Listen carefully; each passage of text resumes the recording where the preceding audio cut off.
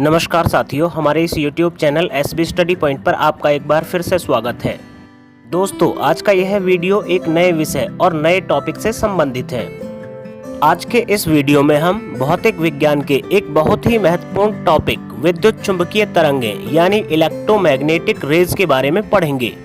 दोस्तों, यह टॉपिक सभी परीक्षाओं के लिए अत्यंत महत्वपूर्ण है और यह वीडियो एकेडमिक वाले विद्यार्थियों के लिए भी अत्यंत उपयोगी साबित होगा।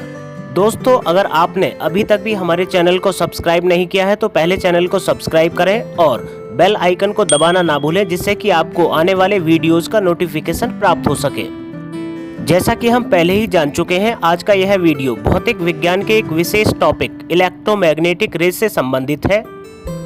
तो आइए बिना देर किए शुरू करते हैं आज का यह टॉपिक और जानते हैं कि इलेक्ट्रोमैग्नेटिक रेज क्या है।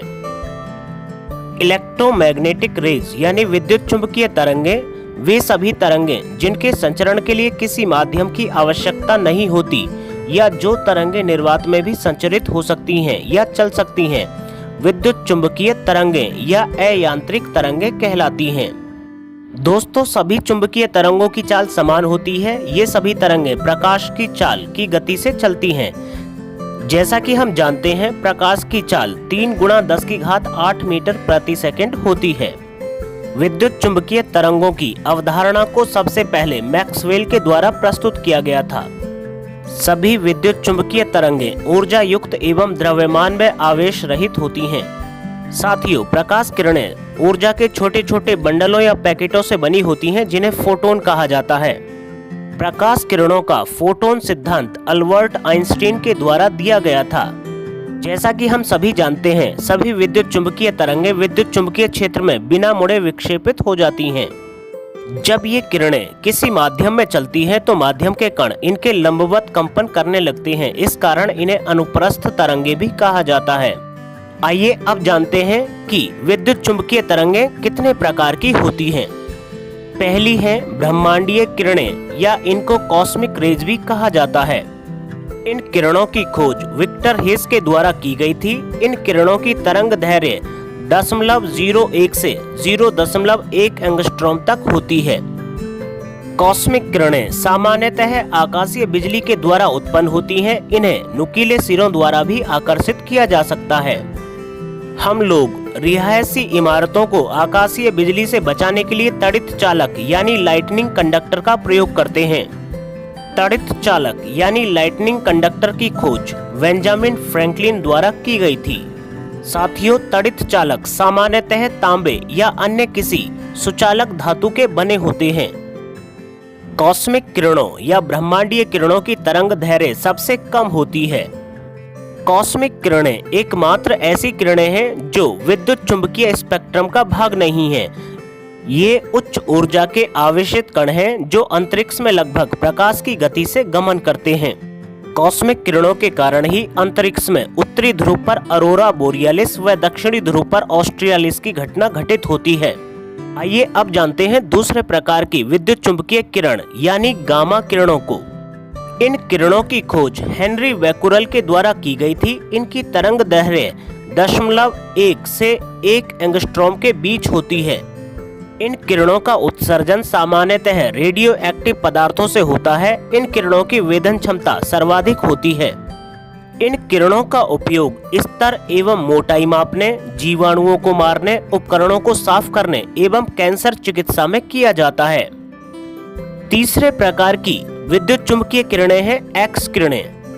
इन किरणों की खोज रोंटगन द्वारा की गई थी। इन किरणों की तरंग दैर्घ्य 1 एंगस्ट्रॉम से 100 एंगस्ट्रॉम के बीच होती है। ये किरणें वर्तमान समय में बहुत उपयोगी हैं। इन किरणों का उपयोग चिकित्सा, रक्षा, धातुओं का पता लगाने एवं एयरपोर्ट सुरक्षा में किया जाता है। इन किरणों का सामान्य उपयोग चिकित्सा में किया जाता है, जिसके द्वारा बॉडी को स्कैन किया जाता है। इसके अलावा एयरपोर्ट सुरक्षा में भी इनका उपयोग बॉडी स्कैनर के रूप में किया जाता है। आइए अब देखते हैं चौथी इलेक्ट्रोमैग्नेटिक रेज को, जो है पराबैंगनी किरणें। इनको अल्ट्रावायलेट रेज भी कहा जाता है। इन किरणों की खोज रिटर द्वारा की गई थी। इनकी तरंग दैर्घ्य 100 एंगस्ट्रॉम से 4000 एंगस्ट्रॉम के बीच होती है। इन किरणों को सूर्य के प्रकाश या अन्य कृत्रिम प्रकाशों द्वारा उत्पन्न किया जा सकता है। पराबैंगनी किरणें समताप मंडल में पाई जाने वाली ओजोन गैस द्वारा आंशिक रूप से अवशोषित कर ली जाती हैं। इसलिए समताप मंडल में पाई जाने वाली ओजोन गैस की परत को पृथ्वी का सुरक्षा कवच कहा जाता है, क्योंकि ओजोन गैस की परत हमारी पराबैंगनी किरणों से सुरक्षा करती है। आपको बता दें, यदि पराबैंगनी किरणें मानव शरीर पर सीधे पड़े तो ये त्वचा कैंसर का कारण हो सकती हैं। आइए अब जानते हैं पराबैंगनी किरणों के उपयोग के बारे में। पराबैंगनी किरणों का उपयोग नवजात शिशुओं की सिकाई करने, नकली नोटों की पहचान करने, विटामिन डी का निर्माण करने एवं आरओ में जीवाणुनाशक के रूप में किया जाता है। साथियों, आपको बता दें, आरओ यानी रिवर्स ऑस्मोसिस एक ऐसी प्रणाली है जिसके द्वारा अशुद्ध जल को शुद्ध किया जाता है। आइए अब जानते हैं अगली विद्युत चुंबकीय किरणों को। ये हैं प्रकाश किरणें। इनको लाइट रेज भी कहा जाता है। तकनीकी या वैज्ञानिक संदर्भ में किसी भी तरंग दैर्ध्य के विकिरण को प्रकाश कहते हैं। प्रकाश का मूल कण फोटोन होता है।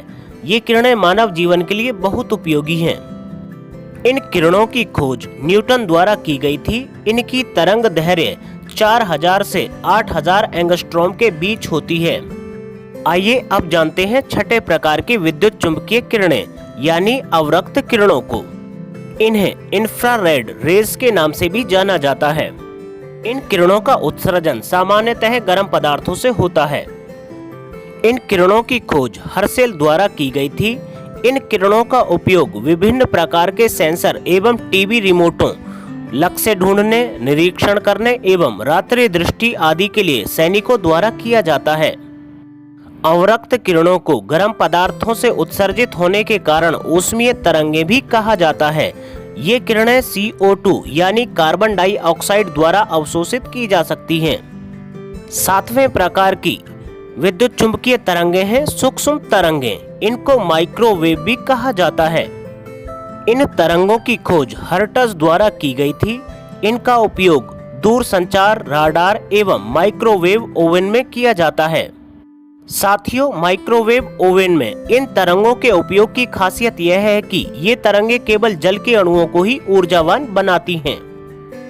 इसलिए सामान्यतः ओवन में रखा हुआ बर्तन ठंडा रहता है, जबकि उसमें रखी हुई सब्जी या दाल गर्म हो जाती है। आइए अब जानते हैं अंतिम एवं 8वें प्रकार की विद्युत चुंबकीय तरंगों को, जिन्हें रेडियो तरंगे कहा जाता है। रेडियो तरंगों की खोज मार्कोनी एवं हर्ट्ज द्वारा की गई थी। इनकी तरंग दैर्ध्य 1 मीटर से 10,000 मीटर तक होती है। साथियों, रेडियो तरंगें दो प्रकार की होती हैं। पहली सूक्ष्म रेडियो तरंगें या माइक्रो रेडियो वेव्स, और दूसरी होती हैं दीर्घ रेडियो तरंगें यानी लॉन्ग रेडियो वेव्स। वर्तमान समय में रेडियो तरंगों का उपयोग बहुत ज्यादा है। इनका उपयोग रेडियो, टीवी, मोबाइल, इंटरनेट एवं मौसम संबंधी जानकारी के लिए किया जाता है। आपको बता दें, दीर्घ रेडियो तरंगें आयन मंडल से परावर्तित होकर पृथ्वी पर लौटती हैं। यदि पृथ्वी के वातावरण में आयन मंडल न होता तो पृथ्वी पर रेडियो संचार संभव नहीं हो सकता था।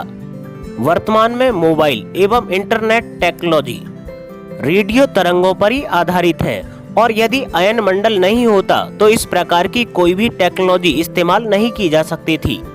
ध्यान दें, यह अत्यंत महत्वपूर्ण क्वेश्चन है कि वर्षा की बूंदें रेडियो तरंगों को विचलित कर देती हैं। इसी कारण बरसात के समय में टीवी सिग्नल कम प्राप्त होते हैं।